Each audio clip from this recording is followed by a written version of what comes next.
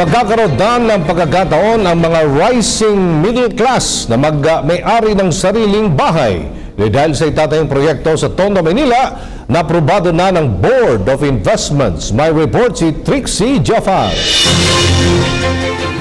Inaprubahan ng Board of Investments noong nakaraang linggo ang 10.18 billion low-cost condominium project ng 8990 Holdings Incorporation. Kasalukuyang tinatayo ngayon ng 8990 Holdings ang Urban Deca Homes Manila sa May Tondo. Ito ay naglalayo na magkaroon ng pagkakataon ang rising middle class na magmay-ari ng sariling bahay.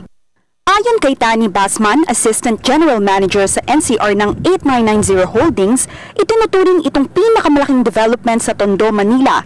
May sukat itong 85,000 square meters o 8.4 hectares.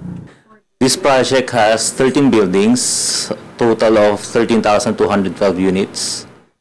The price range is between 1.3 to 1.9 million per unit. So this project offers four types of housing units, condo units, a studio, 1 bedroom, and 2 bedroom. Two classes of 2 bedroom units. Well, for one, kami yung pinakamalaking development na pumasok dito sa Tondo. Alam naman natin ang reputation ng Tondo. So, 8990 wants to turn that around. We feel and believe na ang market ng Tondo ay ripe para magkaroon ng sariling bahay, sariling kondo.